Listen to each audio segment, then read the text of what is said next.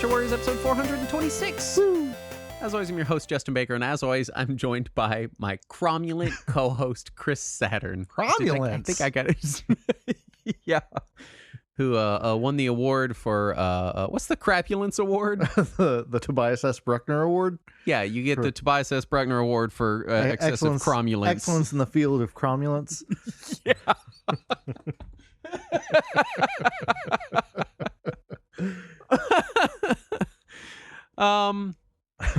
My week. Yes, sir.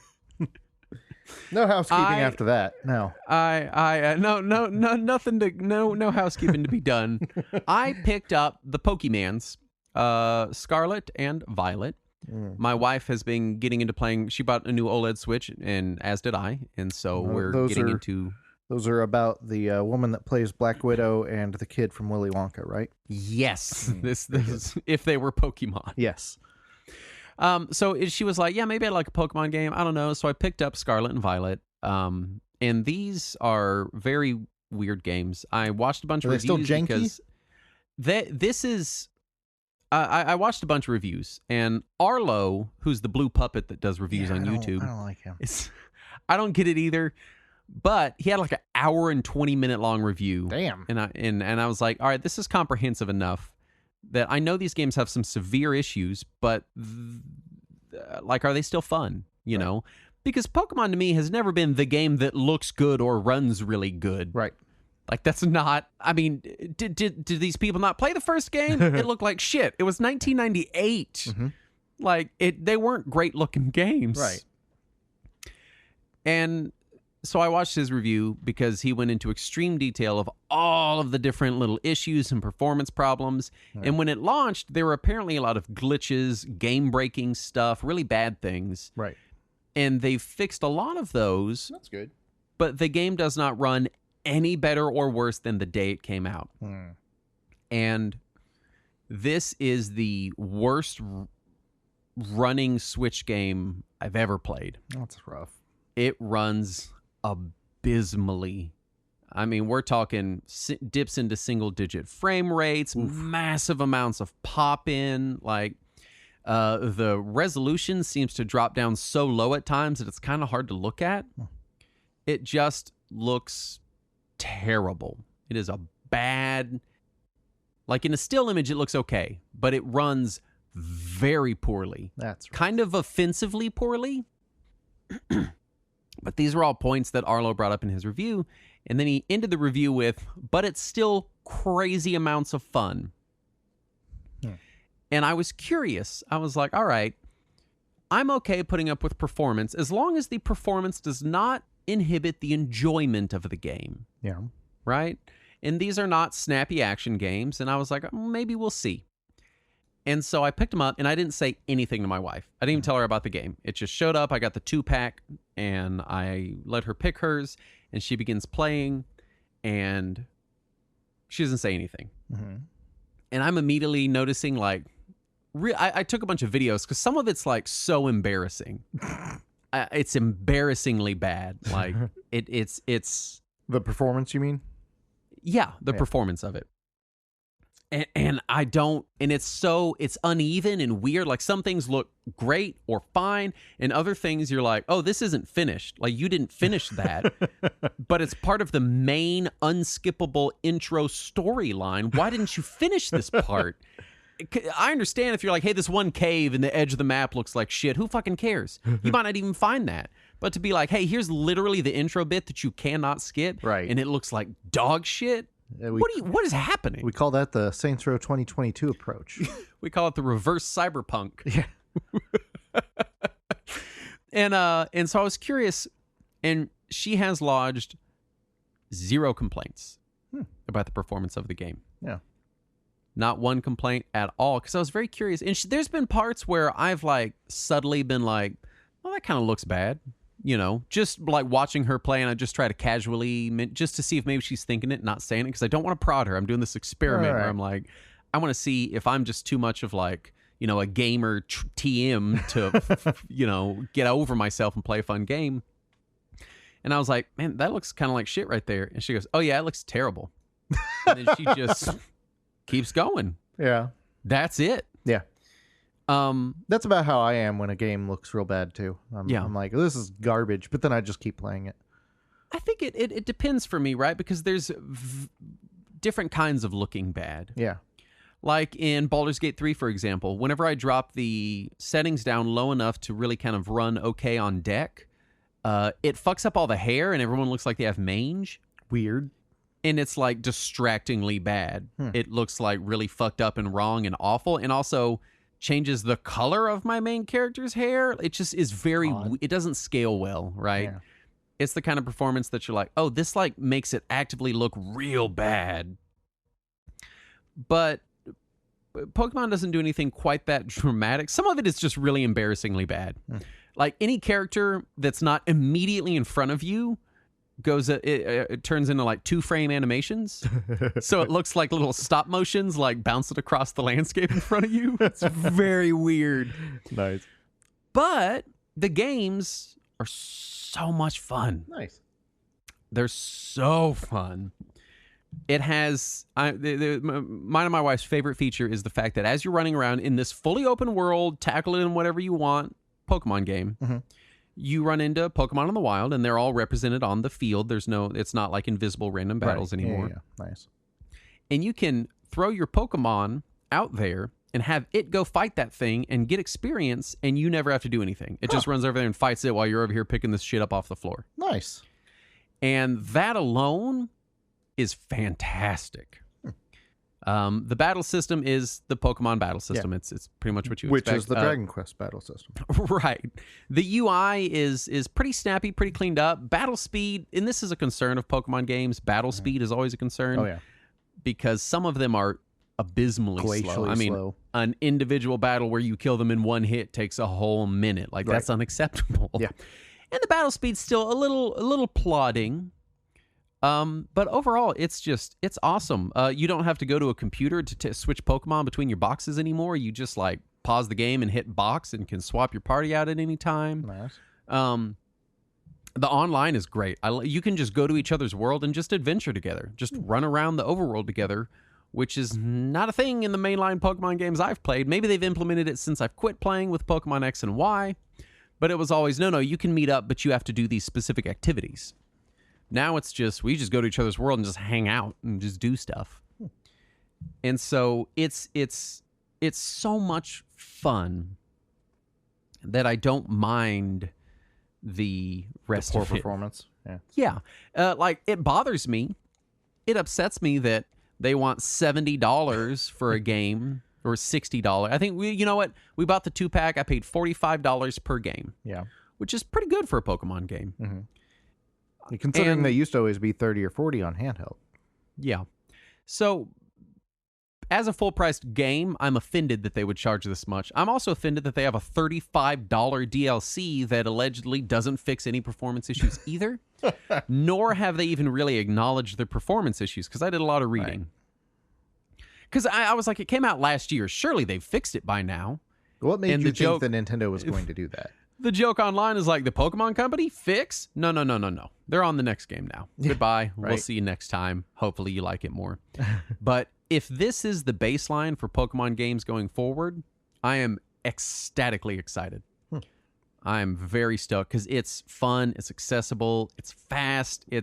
There's none of this shit where you gotta. They got rid of HM moves a while back, which were the things where like to cut a bush, you had to teach the cut maneuver to a Pokemon and then have that Pokemon in your team. And if they weren't in your team, you have to go back to the Poke Center and then go to the computer and then swap it out of the boxes into your team. None of that. You basically start the game with what amounts to a motorcycle. Nice. It's actually a Pokemon, but mine's got feet. My wife's is just little motorcycle wheels. Nice. And so it's just really fun. The new Pokemon are really good. I remember she started playing it before me because I was in the middle of some other game. And she's like, look at these starting Pokemon. And there's a duck that looks like he would be an asshole. And there's a grass cat. And then there's this like stupid looking crocodile. Yeah. And I mean that like he looks like an idiot. Like he just looks like if you took a cartoonist and were like, draw an idiot, this is what they would draw. And then we were both like, I mean, you got to pick the dumb crocodile. He's so stupid looking. And then he evolved and he grew this like little hat that had an egg on it. And she goes, oh, you gave him a little sombrero. And I was like, no, that's built in. That's all him. And she was like, oh, it's so stupid. Like, we're just enjoying how dumb this fucking crocodile is. But yeah, exceedingly fun games. Some of just some of the most pure fun I've had with Pokemon ever. I don't know. It's been a long time. Speaking of Pokemon, this week I learned that there is a Pokemon named Bidoof. There is a Bidoof. Yeah, and that's the dumbest name I've ever heard. Oh, it's one of the dumber looking Pokemons too. Yeah, it's adorably dumb.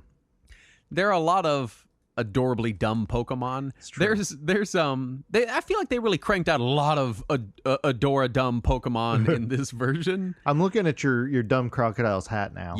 Yeah. Isn't he stupid? Oh, that's so great. And the egg bounces like when he walks. And he looks like he's like egg shaped too. Yeah. It's just it's fun. It's really fun. Yeah. It runs like absolute dog shit. But you kind of don't care because it's just really super fun. Yeah.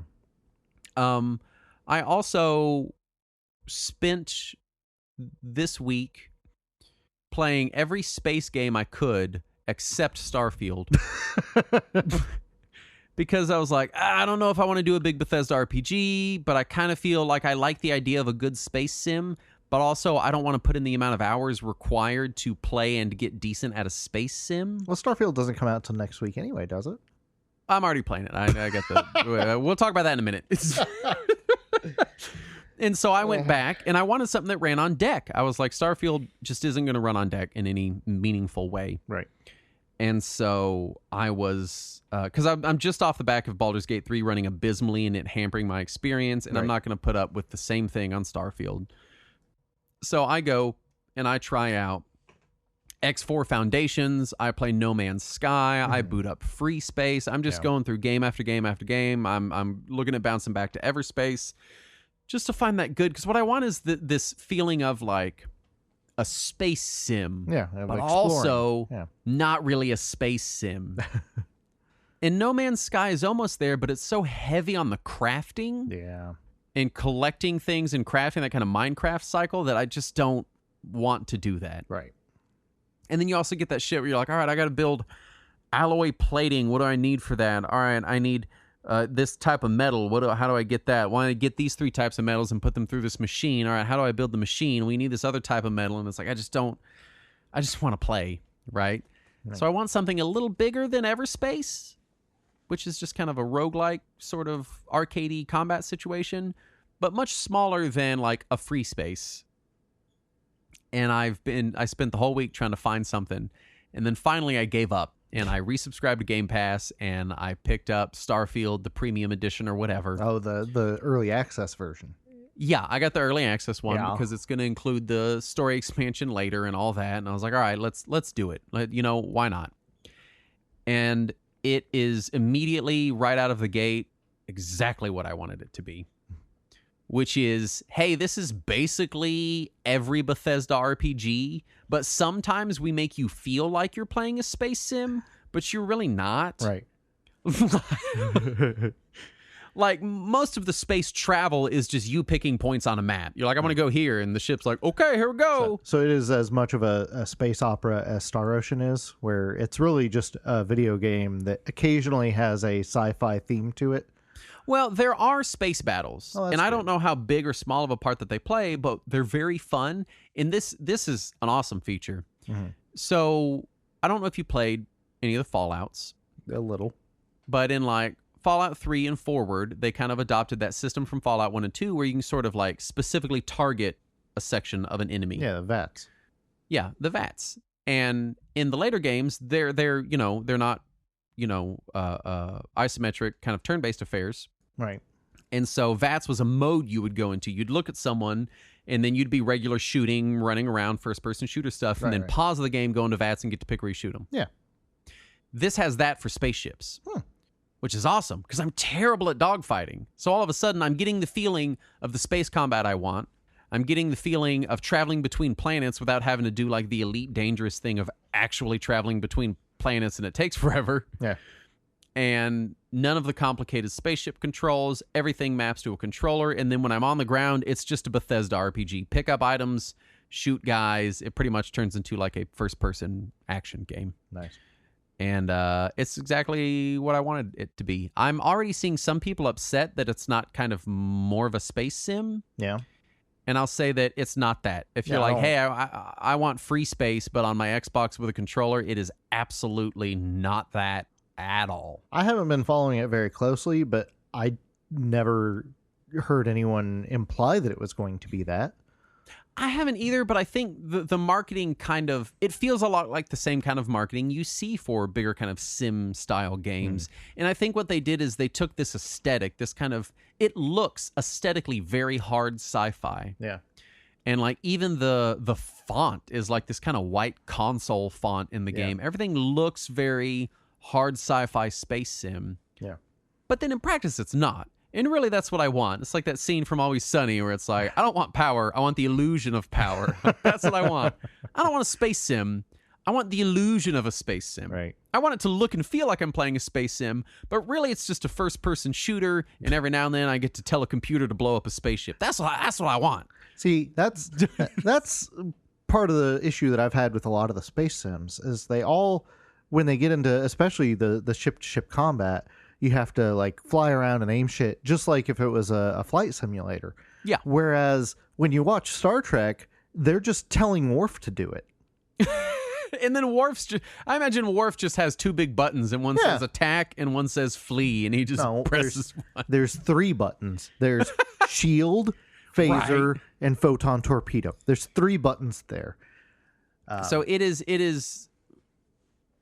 it's just enough of each of the things I want to be satisfying without them being deep enough to the point that I get overwhelmed or whatever. Granted, I'm like an hour and 10 minutes into the game. Right. So for all I know, it completely upturns itself. If I know Bethesda, it doesn't. It's the same throughout. But yeah, and I forgot how much, because it's been a long time since I've gotten to enjoy a good new Bethesda RPG.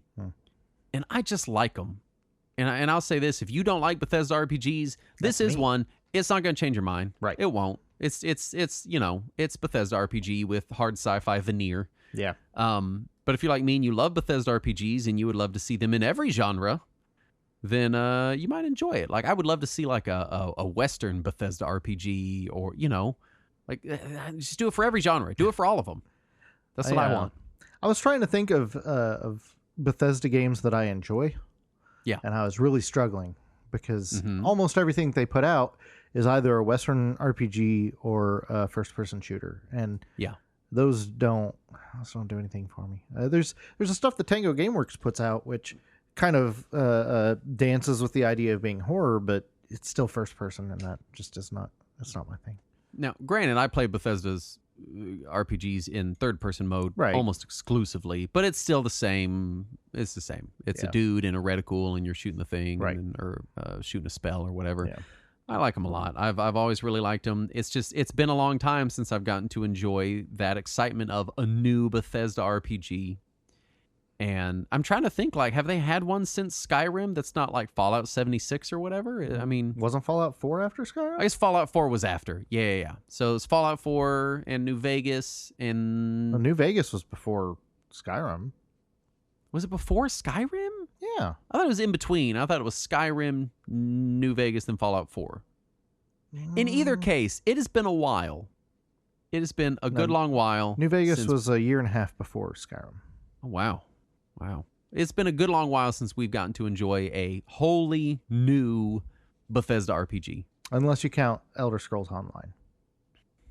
I stand by my statement. I don't count Elder Scrolls Online or Fallout 76. Yeah. They're just very different games that feel very different. Fallout 4 was 2015, which would have been... I was struggling. I was like, do I want to get this on Xbox, or do I want to pay to get it on Steam? Because ultimately, in the long term, I'm probably going to play it on PC. But the performance on my PC is not going to be much better than on my Xbox. And also, it's a Bethesda game. I'm going to buy it 15 times because it's going to go on sale for $4 in a year. So I might as well play it. Is the Xbox version crossplay? I don't know. Because I saw that it was available for sale in the Xbox app on my PC. Yeah, so I mean, they're going to have the PC Game Pass version. Right. I wonder if maybe if it's cross-buy, if you buying it on Xbox also gave you the PC license, and then you can mod it. That is a good thought. Although I think some of the console ports have included, like, I know the Skyrim console versions now include the mod loader. Oh, neat. Even on console. So I don't know. It's exciting. I'm sure I'm going to buy it 3 or 4 different times. And so I'm playing it on Xbox right now, and it's pretty much exactly what I wanted, which was, hey, if someone's watching you, they might be fooled into thinking you're playing a space sim, but really it's a first-person shooter attached to a Western RPG in which you get to blow up spaceships sometimes. Yeah. That's kind of what it is. Yeah. Saturn, what have you been playing? Sea of Stars came out. How is it? I'm so excited. I want to play it so bad, but I'm playing another big RPG for the show, and I'm like, no, I can't start that because it's going to be so much more modern that I'm never going to go back to the old game. Yeah. You couldn't start a big RPG. Anyway, you just started Starfield. Yeah, so here's the thing. In my head, like in my brain space, Starfield occupies a totally different space than a JRPG. That's fair, yeah. So it does not cross over for me, which I know doesn't make any sense. But how is Sea of Stars? I'm so excited for it. So far, I'm not super far into it, though. I'm only a couple hours in at this point because I've not had a ton of time to play, but it is really good what I have played. The pacing is excellent. That's the thing I can compliment it the most on. Is I'm always worried about newer games that they're going to follow the pacing of that PS1 era where it just takes for fucking ever to get to anything. The game I'm playing for the show right now, I'm very much experiencing PS1 era pacing, and it doesn't do that. It is very speedy. It gets right to the point. There's very little fluff, very little nonsense. I mean, there's story obviously because it's a JRPG. But it doesn't like just bog you down with it in between action. Yeah. And it even does the whole starting you out in the middle of the action and letting you play around for a second before rewinding to giving you the backstory. It's good. I'm liking it so far. It's combat is difficult, but it is interesting. Like you actually feel like there are some things you can do and strategize in every single battle. Right, and other than just mashing A. Right. And it does do something that you don't see too often, especially in JRPGs, where everything is expected to be utilized. Like, if you have items, normally I would just hoard them until I absolutely need them. But in this, you have a fairly finite pool of items, and you can replenish them at every campfire. So it encourages you to use them. And that's one of my major complaints about JRPGs that I've lodged before, which is if I've got a thing, I want to use it. And not only do JRPGs not encourage that, many of them actively punish that. Yeah, they discourage it.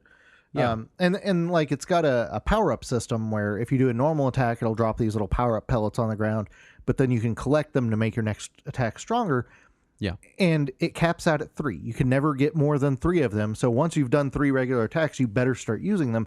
And also they all go away at the end of the battle. So you're encouraged to use them in every battle as often as possible. Same with magic attacks. You regenerate MP every time you regular attack. So it encourages you to use your MP anytime you're full, just so that you can start recharging it through your regular attacks. So you know, what's weird is I'm noticing many direct parallels to the game I am playing right now. Yeah. Which I won't talk about yet. Yeah. But very interesting. I think this is one I'm going to pick up on Switch because it's sprite art, so it'll look and run fine on Switch. I think it would be a really good fit for that platform. So I'm like, it's on my short list. As soon as the next recording session when we knock that game out, straight to Sea of Stars. Yeah, Cannot wait. It feels graphically like something in between Super NES era pixel art and Saturn era 2D graphics. It looks nice. I get very particular about pixel art because a lot of it looks like that kind of like Game Maker's Stardew Valley generic indie pixel art kind of look. And this does look distinctly different. Yeah, well, I mean, it's the guys that did The Messenger, so they know what they're doing. True. The Messenger did look real good. Oh, yeah. And this looks really solid. The one thing I will say is the fluidity of the art and the animations and everything sometimes contrasts with the palette. That's my biggest issue graphically. Is sometimes I feel like weird. Yeah, I feel like there should be a couple more shades in there based on how fluid everything is, but you get used to it quick enough that you don't care anymore. Does it give it kind of that like kind of papercraft cutout look sometimes because of it? Not so much. It just it looks like what it is, which is trying to funnel modern art ideas into faux antiquated technology. Right. Which is absolutely what it is, but it does show sometimes because of those false limitations that they have put on themselves. You know what I'd love to see is like a JRPG that gets weird with it, where they do the pixel art, but then like big bosses or something are like regular polygonal models. You know, like Undertale does that. Does it? Yeah, I guess I never got far enough in it. You'd have to get to the very, very final boss, and it's all like the fan Thanks name for the spoilers. Yeah. The fan name for that final boss has the word Photoshop in it because it looks like it's just like a bunch of clip art or cut out pictures put together. So, I like that, the idea of these games playing with this instead of just sticking to an aesthetic, acknowledging that we can do so much more than this. Let's play with the medium a little bit. That's one of the things I really like about the Nier games is they play with the medium itself. They do. They get they get fucking weird as shit. Right? Let's talk news because we need to talk about the news. Baldur's Gate 3 Xbox release won't have local multiplayer on Series S. So this Microsoft has been pretty strict on developers that the Series S ports always have to be feature identical to the Series X ports. Yes, which to be fair, that's a huge ask. Right. Huge ask. And a lot of developers are starting to push back on that now, saying that that's just not plausible with some of the new technologies they're wanting to put in games. Yet everything ends up on the Switch. Which is it, developers? That's my question is, if it can run on the Switch and the Steam Deck, it can probably run on the Series S. Maybe not 100% perfectly, but it could probably run. But still, we're hearing that complaint. And so I'm glad to see that Microsoft is starting to loosen that restriction a little bit to give a little bit of leeway there. Excitebike 64 added to Nintendo Switch Online Plus. It's a game. It's a game. An odd amount of excitement for it. In our Discord, people are like, "Oh yeah, Excitebike 64 kicks ass," and I don't think I've ever played that one. Excitement. What? I didn't play the second game. Yeah. So there's Excitebike 64. I did play the third game, which was Excite Trucks. Yeah, which was fun as shit. That was an early Wii game. I think it was a launch Wii game. I believe so. Yeah. Speaking of the Wii, the Switch has surpassed lifetime sales of the Wii. I cannot explain to younger people how big of a deal that is. Yeah. It was. The Wii was insane. It was an event to go to any kind of store that sold electronics during the Wii launch era, just because the staff would be getting basically harassed by customers about why they couldn't buy a Wii. Now, granted, the Wii had a shorter tail. By 2009, the Wii was really kind of going down into the shitter. It only had a few years of really explosive growth, and then it just kind of petered out. Right. And then capped off with the Wii U. So I do think like the Switch has been selling solid since it came out years ago. And so it's, in that, I guess my point is that in contextual framing, it's less impressive, but still, anything selling more than the Wii in the consumer electronics space is a massive success. Right.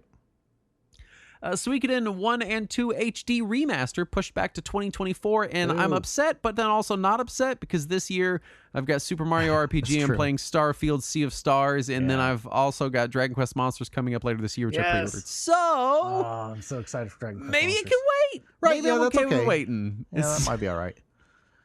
Sonic Superstars team says pixel art won't be a viable art style in 10 years. Do they know that people were saying that in 2013? Are they aware of this? Do they know people were saying that in 2003? And also in 1993? Really in 1993, yeah. Are they aware that how stupid they sound? Yeah. Is this the same people who told me that Virtua Fighter was the future of graphics? Is this the same people that work at Sony and said, why would you want to play those old blocky games? I don't get where they're going. Now, somebody said that in the more complete version of the interview, what they were saying was that the pixel art style wouldn't be viable for the Sonic franchise with where they're going with it, which just leads the question, did you play Sonic Mania? I know, like, even if you didn't enjoy Sonic Mania, which I think you're on record as enjoying it a lot less than I did. Right, but I still enjoyed it. What a gorgeous game. Oh, yeah, it's beautiful. I don't understand why anybody would come out and be like, yeah, this art style won't be viable. That's not how art works. Right? It's just... And it's just come up with the aesthetic to fit the project they're working on. And it's hilarious because they said that like a day or two before Sea of Stars released. Yeah. And Sea of Stars is gorgeous pixel art. So what are you guys on? Really well. Yeah. I mean, it's topping sales charts. Right. It's not beating FIFA or whatever, but it's for an indie game. Yeah. Yeah. Fitness Boxing is being removed from the European Switch eShop in November. And this is a first-party title. How fun. Just thanks. This is great. Love it. Well, Yeah. Nintendo removing first-party titles from available purchase is nothing new or unexpected, so I guess I can't say much.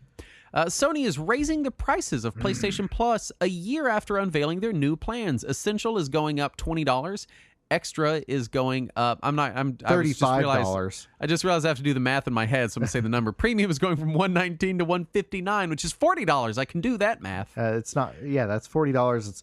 It's going up 20, 35, and 40. Which that's why the weird curve? Why not just make them all go up $10 or something? Like what? So this was when I finally canceled because I cannot justify $80 for PS Plus at this point because the only thing I use it for is cloud saves because Sony requires you to subscribe to get access to cloud saves, unlike Microsoft or Steam or GOG or Epic. Nintendo requires you to subscribe to get access to cloud saves. I didn't mention them, did I? Yeah.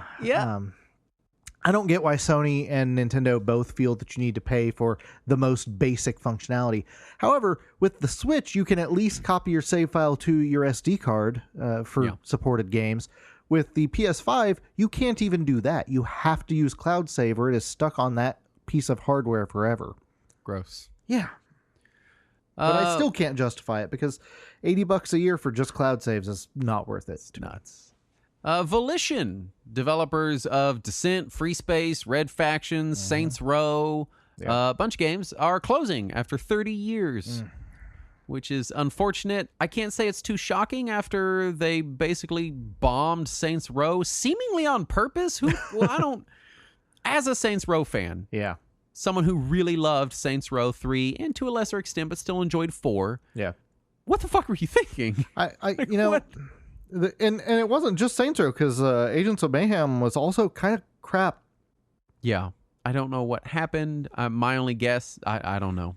I forget about Agents of Mayhem. That was kind of crap. Yeah. And finally, a new NES-style Rugrats game has been announced. Yeah. So we're just going to mix all these different eras, I guess. Early 2000s cartoon with... Rugrats was the 90s. Was early to mid-90s. Yeah. I didn't realize it was so early. I guess I was catching it in reruns. Yeah, Rugrats premiered at the same time as Doug and Ren and Stimpy, so it would have been 92, 93. I guess I'm thinking of All Growed Up, which was that would have been sequel later. Series, which was early 2000s. Also, I think there's a current Rugrats that uses the original voice cast. Oh, neat. Like, I think they're still doing Rugrats. But yeah, they it looks neat. If you haven't looked at it yet, it's a neat looking NES style game, and apparently you can switch to HD graphics at any time that look like the cartoon. And they made some fake box art that absolutely rips off Capcom's box art of the NES era. So that's cute and clever too. Well, fun. Yeah. Speaking of fun, and the absence of it, that brings us to our topic at hand this week. Yeah. Which is gaming on DOS. Did you know you can have video games on a computer? Sam? What? Have you heard? Oh, this? like Solitaire, you mean? You heard about this? That's my Jay Leno impression for anyone that's wondering. When I say something and I ask if you've heard about it 17 times in a row. So, as far as scope... contrasting with the Seinfeld impersonation where you just ask, what is the What's deal? the deal with everything? Yeah. Right? Why are so many 90s comedians concerned about asking us questions? It's very strange. Well, the audience input was very important in the 90s. So as far as scope, this is just kind of a broad look at gaming on DOS as a concept, what it was like. I think it, especially with the way PC gaming is these days, yeah, it's hard to imagine that anybody got any gaming done on DOS And because of the way it worked. And this also helps us clarify why so many of the we're not going to see a DOS mini console is what I'm getting at.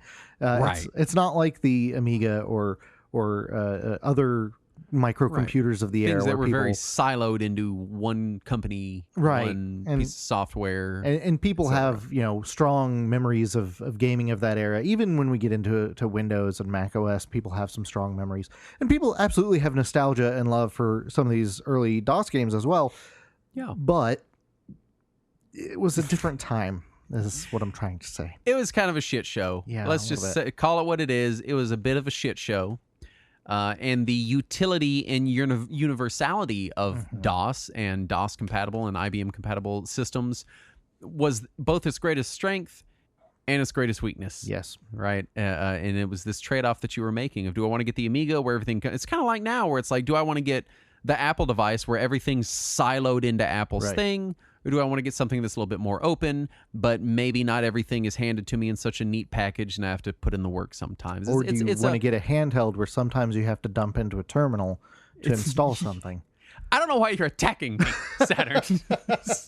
My point is we're still making this choice today. Right. And it is a tale as old as consumer electronics of, do you want the thing that costs more and is much more convenient, or the thing that is much more versatile and probably cost effective, but it's going to take some work. The other thing is, I don't even know if cost effective is the right word to use, because in this era, when the Macintosh first came out, it was affordable compared to IBM PCs at the time. That's true. Yeah, I mean, obviously there were some earlier Apple computers and later Apple computers that were insanely priced, but the Macintosh was competitively priced. Yeah, and the Apple II as well was more affordable than the IBMs at the time, because IBMs were running $3,000 or $4,000. Just don't ask about the Apple Lisa. No, it's not no one wants to think about that.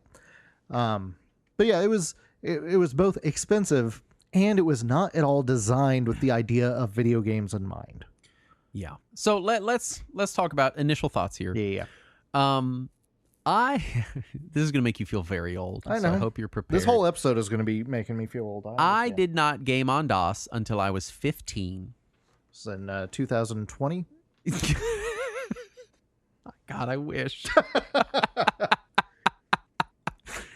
Oh, I wish. No, this would have been, let's see, I was 10 in 98.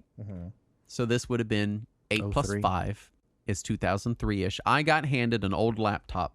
I'd never had a laptop before. And it was an old laptop. It was a Windows 98 laptop, which was old at the time. Old.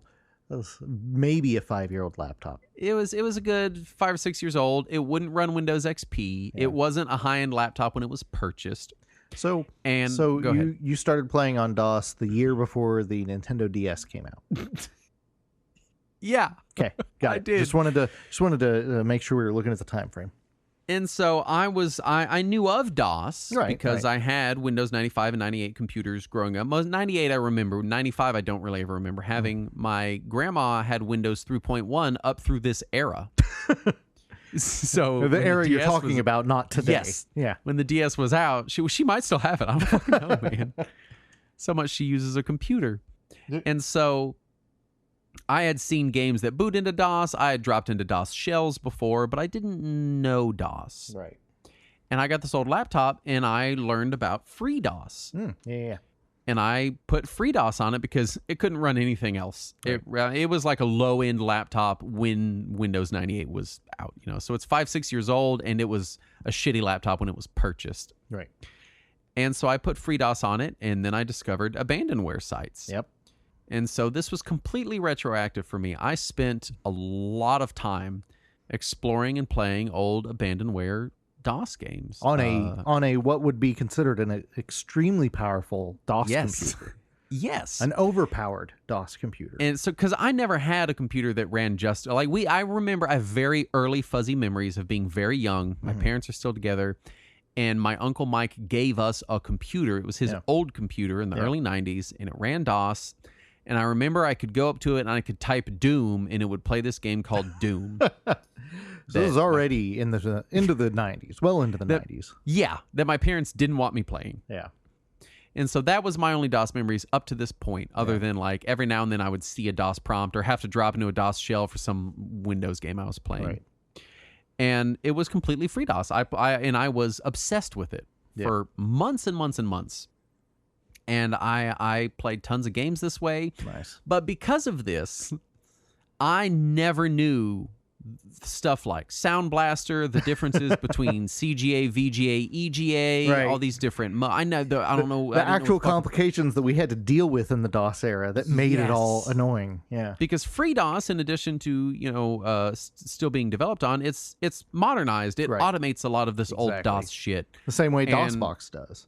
Right. And the computer I was on also, being capable and having everything integrated could kind of, it would kind of figure out what it needed to do for me. Yeah. So anytime it had questions for me of like, do you want to use PCP speaker or Sound Blaster? Do you want this or that? I would. You weren't having to set IRQ levels or anything. No, I would see those, had no fucking idea what they were, and never messed with them. Yeah. It was just this like retro computer machine, and I was like, oh my god, did you guys know they were making computer games like way back when? It was this exciting, and this was the same age, 15, when I bought my NES. Because we'd grown up with one. You were discovering the 80s in 2003.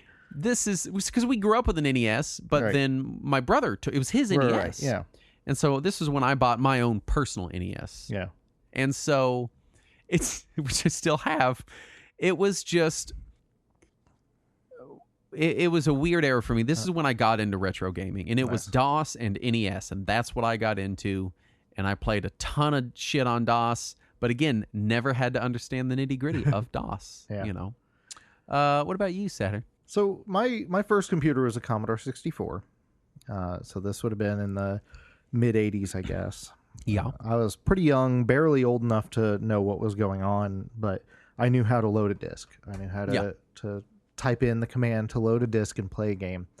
Mm-hmm. And then we didn't get an IBM compatible computer until after we had an NES, and it might have been after we had gotten either the Super NES or the Turbo when we got it. Because what had happened was my aunt had won a contest at work. Oh. Where she got a computer and a stereo system and a television and a year of cable and all this shit in her house. Like, she did not own a TV before this. She didn't own anything electronic. She would read the newspaper in the morning, listen to the radio, and go to work. That was all she did. And suddenly she has this electronic entertainment center in her home, and she used her computer for a couple of years. It came with DOS 2 and Windows 2.1.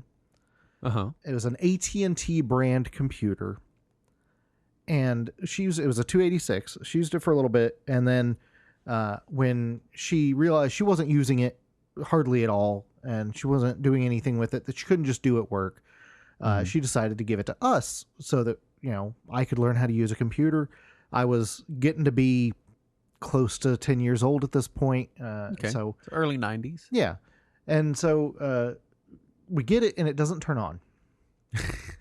Yeah. And we take it to the store or to this repair shop locally, and the guy's like, well, your problem is some component on the motherboard has gone out. Yeah. And we have no idea what any of that means. That is just, might as well be Star Trek technobabble to us. Yep. And you need more dilithium crystals for your power inverter. Exactly. And so we're like, well, what do we do? And he was like, well, I mean, you get a new one. We're like, oh, we can't afford that. And he's like, you could put a different motherboard in there, but you're going to need to replace the CPU while you're at it. And we're like, we don't know what any of that means. Right. And he's like, all right, it's going to cost this many money. And he ends up upgrading it from a 286 to a 386, but he has to wait for a part to come in. And while he's waiting for the part, my other aunt, my first aunt's sister, she was replacing a computer that she had. She lived in Houston, so it was a long distance. Yeah. And she brought us her old computer, and it was a 1982 model IBM 8086. Oh, boy. Black and green screen, the PS1 era keyboard connection. Yeah. It did have a mouse, though. She had upgraded it with a mouse. And so she gives us this, and it has the two built-in 5 1/4 inch floppy drive slots. Whereas the AT&T computer had one 5 1/4 and one 3.5. And so I have this ancient ass computer to play with until the new one is done. And so the first thing I think is we have to find a video game for this.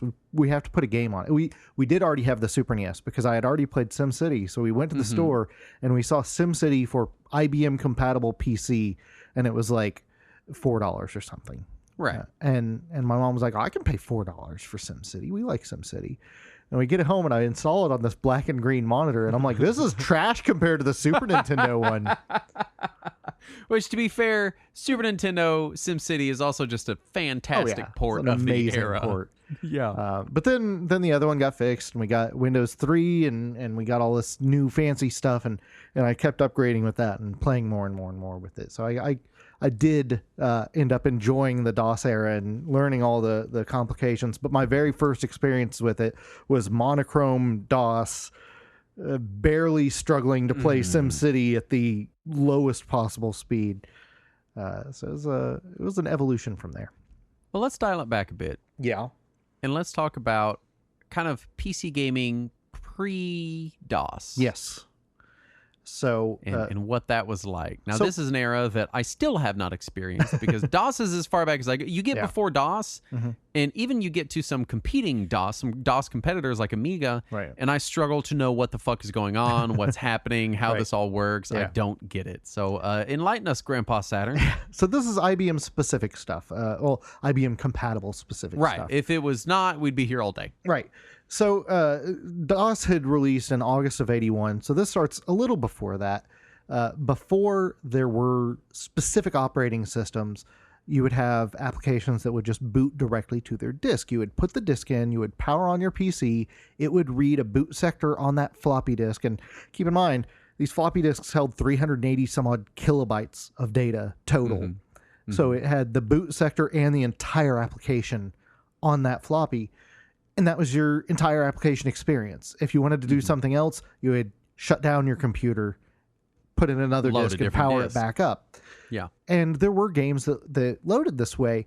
And in fact, they continued to release games like this until the early 90s for IBM compatible systems, where you had to just power it down, put in the disk, and power it up. Yeah.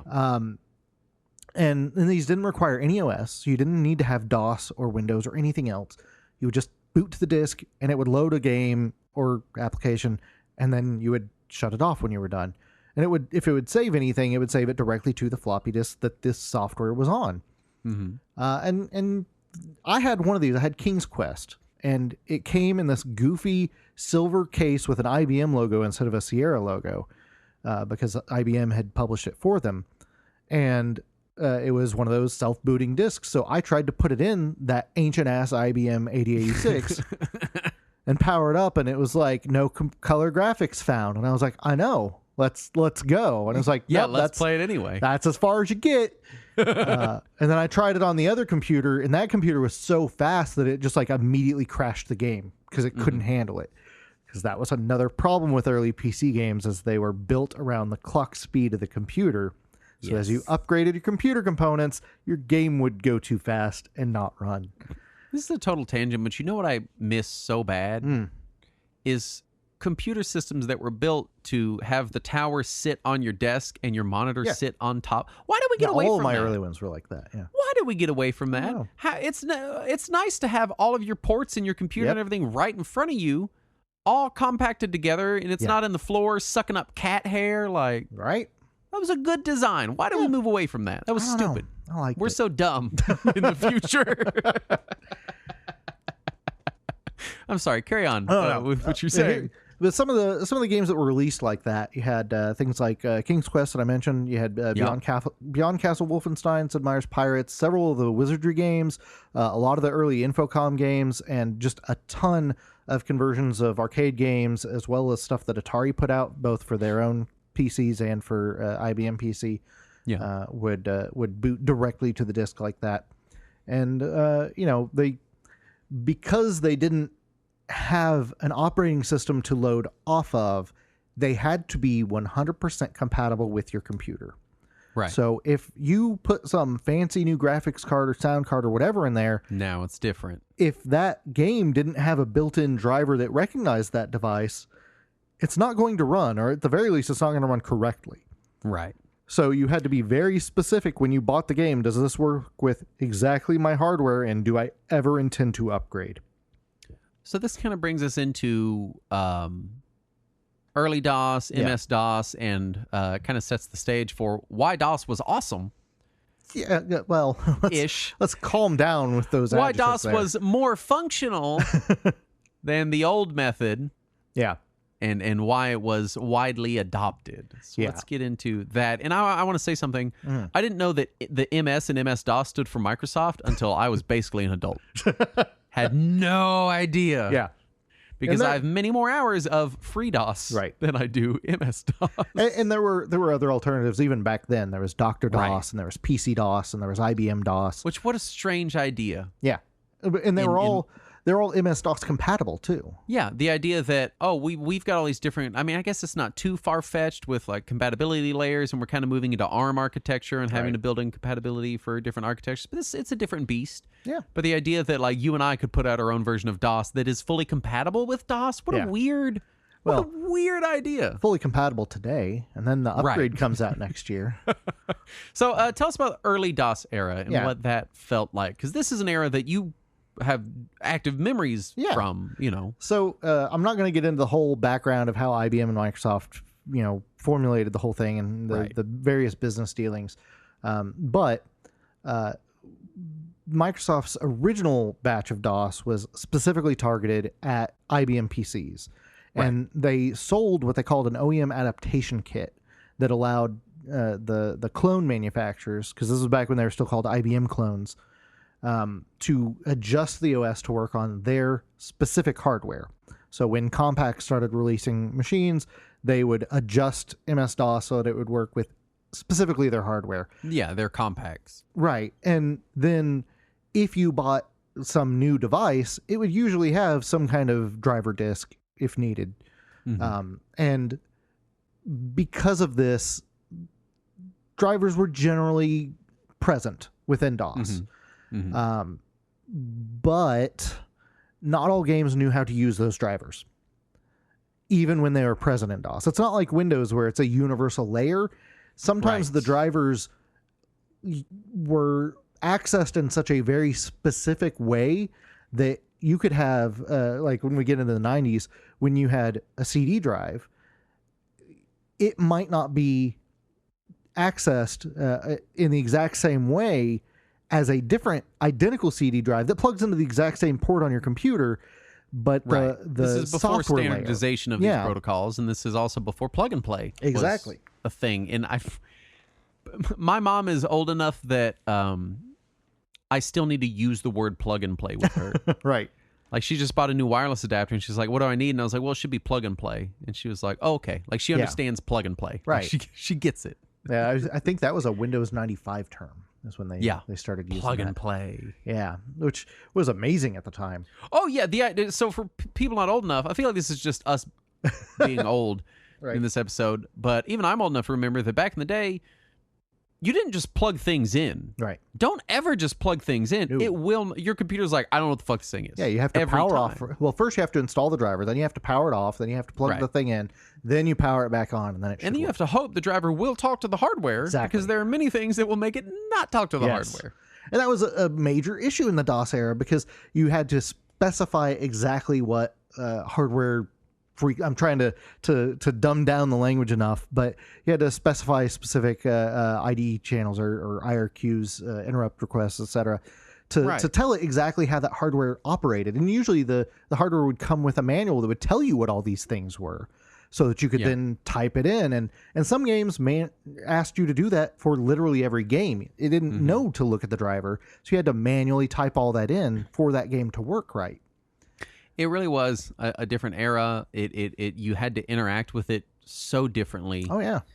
And I mean, really, computers careened as fast as they could into standardization of protocols and plug and play, because obviously they wanted as many people as they could to adopt these things. But it took over 10 years to get there. Yeah, this was the process. This was them getting there and them realizing that, like, hey, we need unified software layers. Right. We need, as I was complaining about last episode, we need middleware. Yes. We need the software between the hardware and the end user software that will make them talk to each other. And we need really OS 2. That was such. It's. I think that's one of those eras of computing that gets kind of not forgotten about, but not as celebrated as it should. Right. Of like the software layers, API layers, like they have advanced computing so massively. And even in the later DOS era, you started to see that where you would exit a program and it would have a little copyright for DOS4GW, which was just a software layer that would interact with all your various hardware so that game wouldn't have to know all those specific things. Yeah. So we've kind of set the stage. Bring us into the next conclusion point for specifically MS-DOS, which is Windows. So it took a while to get to Windows, but we eventually got there. So the earliest versions of Windows are just front ends for DOS. Windows 1, Windows 2 especially, there weren't really Windows-specific applications, or there were very, very, very few of them. So instead, you would just get a list of files on your computer, like the exact file names just in a window that is made up out of DOS characters, and you would double-click on one of them, and then it would open up your DOS program. So it's really a launcher than anything. Yeah. Granted, this is in the era before launchers, so this was a big deal. The idea that it would just launch it for you, and you didn't have to navigate to everything individually and type in all the commands. And I'm sure it probably had some kind of support for like shortcuts or saving certain lists, or it's just Not a file really. tree. It's just a graphical file tree. Basically. All right. Now the thing is, because it is a graphical file tree, it was using up some of your system's memory the whole time it was running. So if you opened a program from within Windows 2, it was also still running Windows 2. Yeah. So you have less resources than if you had just typed in the command directly. So a lot of the games would struggle real hard if you ran them from Windows. So you had to exit out of Windows and then run it manually, thus asking why you have Windows to begin with. Windows. Right. Because I didn't get into DOS till I was 15. Right. I still remember the notion of, and hopefully this feels foreign to younger people because it felt foreign to me at the time, of, I just need to know where all my files are. Right. I need to be able to navigate to my files, and I need to be able to navigate, clean up, and move around files within a file structure without really ever being able to see the file structure in like a tree format. Right. And that was just not having shortcuts are such an advancement in computer technology. Any kind of shortcut. And also knowing the commands to do all those things. Yes, which I don't know. Maybe DOS supports shortcutting. I know like Linux has symlinks and stuff like that, but even that is kind of confusing to use. Well, you could put a folder in your, was it config.sys, or is it auto? No, it's in config.sys where you could make it a path. I don't remember the terminology anymore. It's been so long. But to where you could just type in a command that would be in that folder and it would know to look there. Yeah. So there were options in DOS. And then you get Windows 3, which had a much nicer looking GUI than Windows 1 and 2. It actually did look like a GUI instead of just some DOS characters arranged like a GUI. This is the first Windows that I think anyone today could look at and verifiably say, "Oh yeah, that's Windows. That's early Windows." Definitely not sure anyone would look like it. I'm not sure when anyone would look at Windows 1 or 2 and be like, "Oh, that's Windows." Like, it'd be like, "Oh, what is that shit?" That's just a bunch of text. Yeah. And there were a lot more Windows specific games by the time we get to this. So this is when you're starting to see DOS gaming fade a little bit. But a lot of the games that required any level of hardware utilization still ran in DOS, because Windows was still just a layer on top of DOS at this point. So even if it did have direct access to all that hardware, it is something else running that is slowing things down.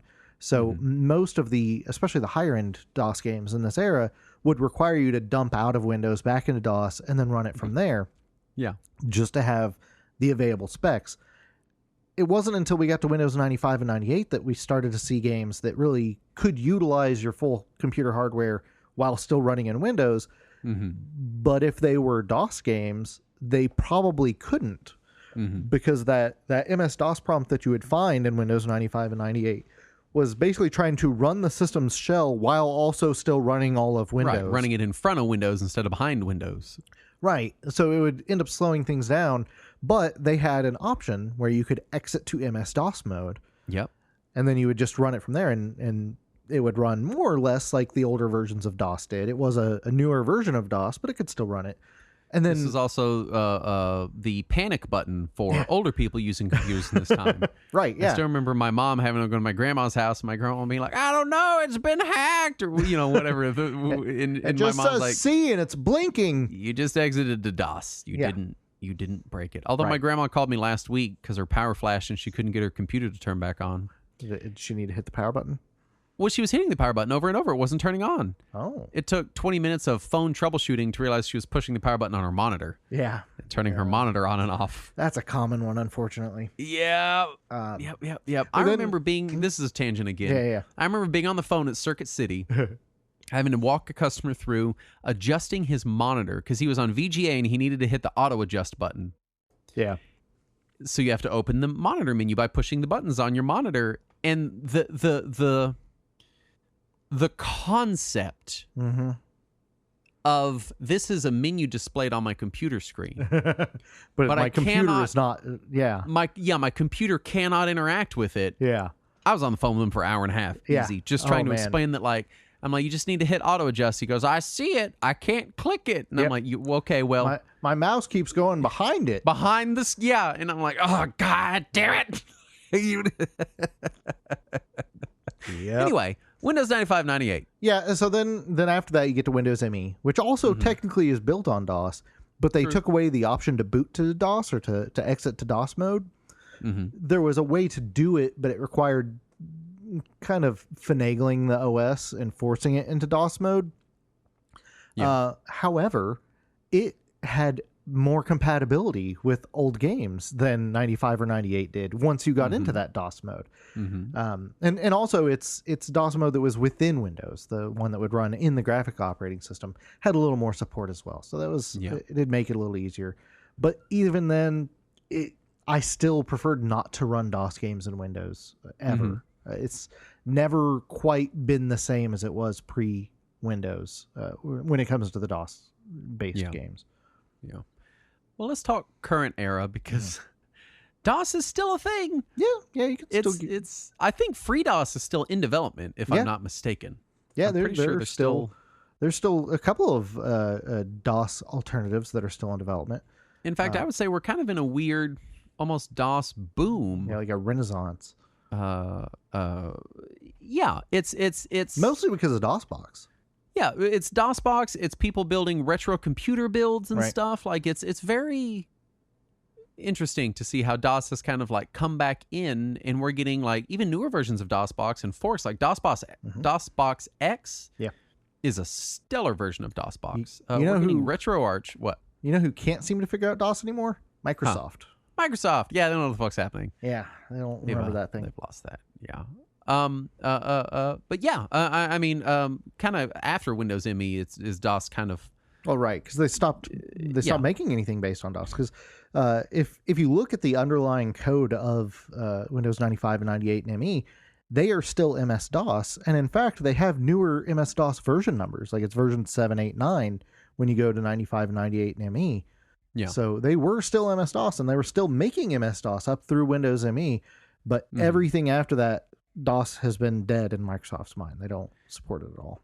Yeah, now it's just Windows command line that looks very DOS-like, right, and acts very DOS-like, but it's not. It's not that at all. And now they're trying to get rid of command line and force everybody into PowerShell, which I get. It's more powerful. It can do a lot more stuff, but some people still need those old DOS commands. Yeah. Let's talk video games on our video game podcast. What? It's and I don't really know what to put here except for games we enjoyed on DOS. I mean, I think Doom is one of the more legendary examples, specifically because of when it came out. Yeah. It meant huge amounts of people were exiting Windows 95 to play Doom better. Well, this was pre-Windows 95 when Doom came out. Right, but Doom was a big thing well through the Windows 95 era. Yeah. I think the first major game that I remember actually needing Windows for was Quake, if I remember right. That might have still been DOS based though. I don't remember. I did have some floppy disks in the early aughts and I would play, and they were DOS games that I would play in Windows on our Windows machine. Yeah. I remember Halloween Harry, which has gone by many, many different names. Yeah. I'm pretty sure we had some Jazz Jackrabbit, lots and lots and lots of Doom. I never got to experience kind of the more enthusiast side of DOS gaming until I had gotten my DOS PC, and even then, I was mostly looking at freeware, abandoned games. Yeah. So things like Civ and Warcraft and stuff like that.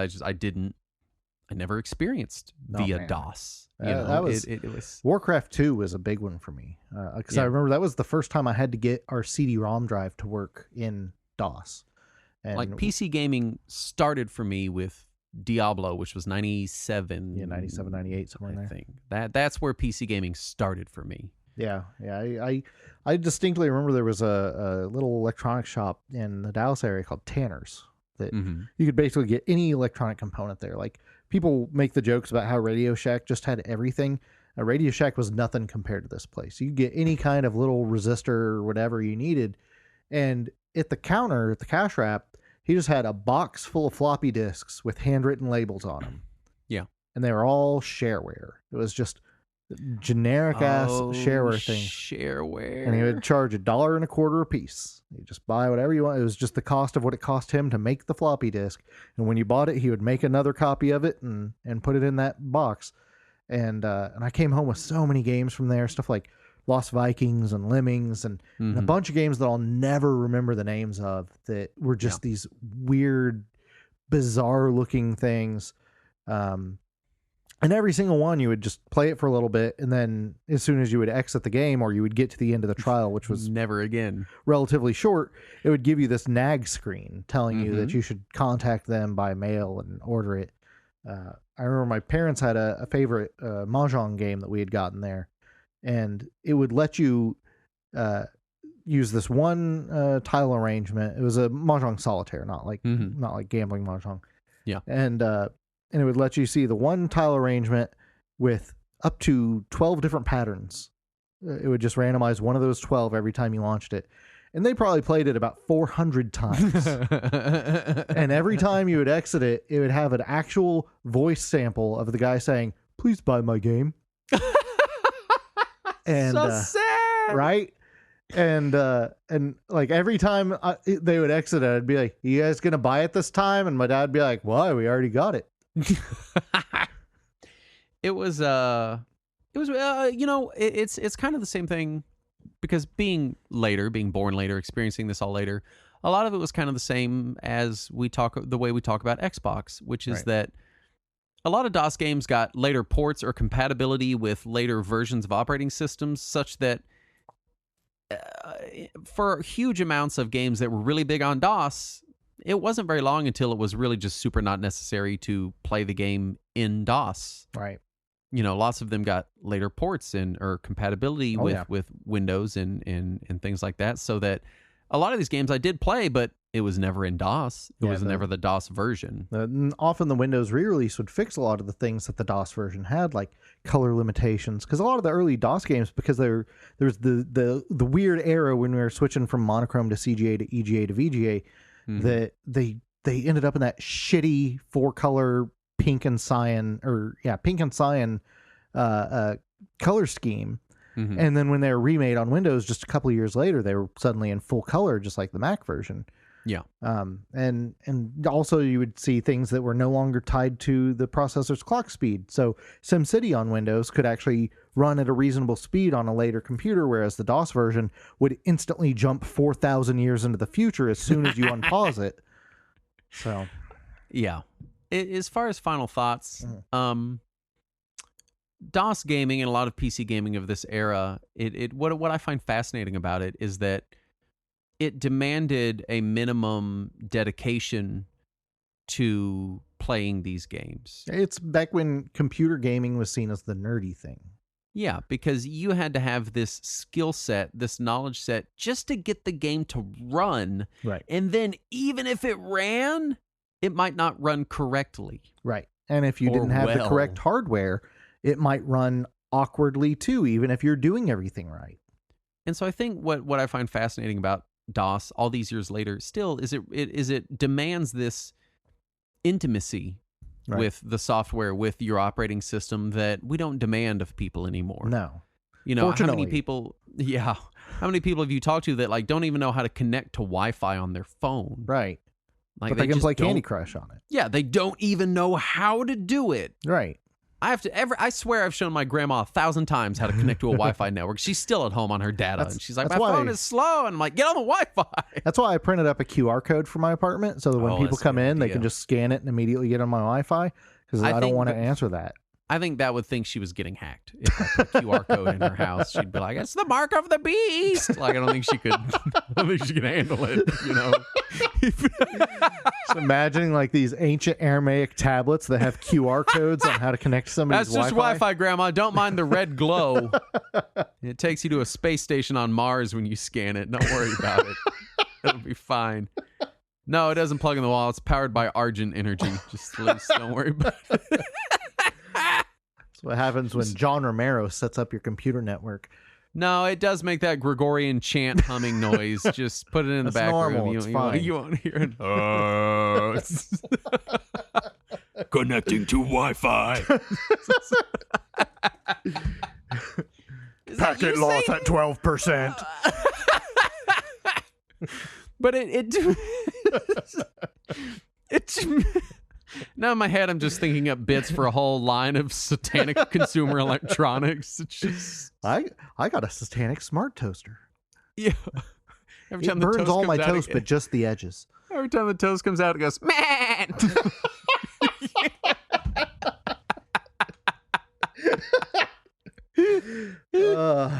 So my point is, what I find so fascinating is, again, it demanded this intimacy, this familiarity, this skill set that you had to have to experience these things. And you had to know your hardware. You had to know which version of DOS you were running, if it was even compatible. And I know that this is kind of the like hardware version of saying playing games that are really obtusely difficult makes them better. And I don't want to be that guy, but I also think that demanding this intimacy means that when you do get these experiences working, you're just kind of more invested in them. Right. Yeah. Not necessarily because they are better, but because you have put so much time into it that you have to be now. Right. And then before this, it's like, oh, you want to play this game? Type the whole program into the fucking computer then from a magazine. It'll take you 4 hours because you missed one semicolon. Yep. That was the Commodore era. And so it's like, you know, it makes you invested in these experiences in a way that I think the very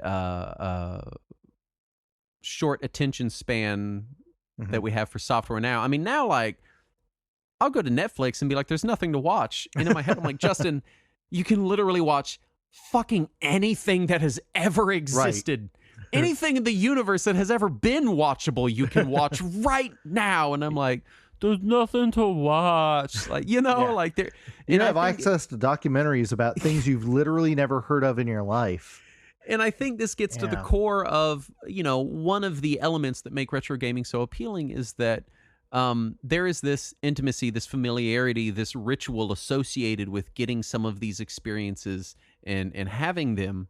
And I think that DOS really kind of amplifies that a little bit. Yeah. The rituals required. I know rituals is a weird word on the back of satanic Wi-Fi QR codes. So do you have any DOS-based games you absolutely would or would not recommend? It's hard because in my head I'm like, well, Doom, duh, but you can play Doom on anything. It's on Switch now, you know. Because let me tell you, I owned the Doom ports of Mega Man 1 and 3 and Street Fighter 1. Have we done an episode on like shitty DOS ports yet? I think we did, yeah. Oh man, like I you know, again, no, you know, it's so just much out there. Everything's available elsewhere, but there is. Oh god, there's one, and I keep going back to it because it's really fun. It is an Al-Qadim game. It's the D&D game, and it is there. It is Al-Qadim: The Genie's Curse. This was 94. And it is not an RPG. It's like an action game on DOS. And it's in the Al-Qadim, which is like a kind of Middle Eastern themed setting for D&D, which is really cool. I remember when we did the Arkanoid episode, I did like the Arkanoid ports. Yeah. There's a lot of gold box games that are of varying quality and in levels of enjoyment, but they're on Steam. I mean, They just run in DOSBox, so I guess, yeah. There is one called Dungeon Hack, which is, I know I said, I was like, I don't have any recommendations. Here's my big list of recommendations. There's one called I think it's called Dungeon Hack, and it was SSI, and it's like a procedurally generated first-person dungeon crawler in an era where you didn't see that kind of thing very much. It was very weird. Yeah. Jazz Jackrabbit's still good. Is it? It's still a fun game. It is. You know what? In the realm of DOS platformers, which are floaty and weird, Jazz Jackrabbit is surprisingly responsive and playable. Commander Keen is pretty solid as far as DOS platformers. Oh, also on my list of no software that I don't have, the Duke Nukems, the pre-3D Duke Nukems. They're still pretty fun. I like those. They're much cuter and goofier, but they were there. Their thing. There is something weird and floaty about DOS era games, and I don't know what it is. Jazz Jackrabbit is nice. It still feels nice. Yeah. Just putting it out there. I guess we've done final thoughts, so now I've got no fodder to transition.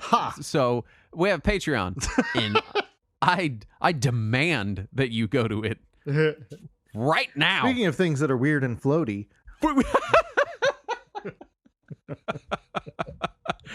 I demand that you visit our Patreon. Patreon.com/Retro Warriors, where you may send us your money. That's a song I wrote is it? About. Let me hear the second verse. No, that's the whole song. I don't want to overstay my welcome. Right. You just want to get in, drop a catchy beat, and then get out of there. Leave them wanting more. I hate to tell you, but too late. Shit.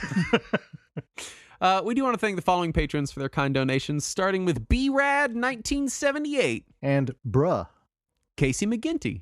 Chase Deanda. Clover. Daniel Hora. Dave Nelson. Double Mooch. I like that one. Double Mooch sounds like what Bidoof evolves into.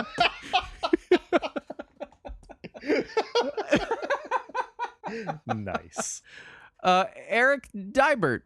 And Gearstein are all the patrons we want to thank for their kind donations, and we want to thank you for rating and reviewing us on bathroom walls across the nation. Just get you a Sharpie and put it wherever you want. Also, thanks for listening. Yeah, that's nice. I know I try not to harp on it because I know that like every podcast does the shit where they're like, we're so grateful and this like over humility, kind of thing that they do. But honestly, it's been almost 10 years. It's still shocking that anyone listens to this. Seriously. I mean, it's mind-blowing that like tens of thousands of people listen to the show. It's very humbling. That's 10 of thousands of people. I should be specific. I don't think we've been in the 20,000 download range in a month in a while, but still more than 10 people listen. That's still bizarre. I remember when we started podcasting and we would be like, oh, I remember the time we hit double digits. We're like, we got 12 downloads. Holy shit. Like it was so exciting. How many of them were Andrew?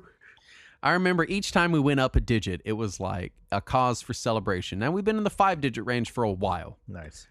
We're happy here in the 5-digit range. Yeah. That's an insane amount of people. I can't even fathom that.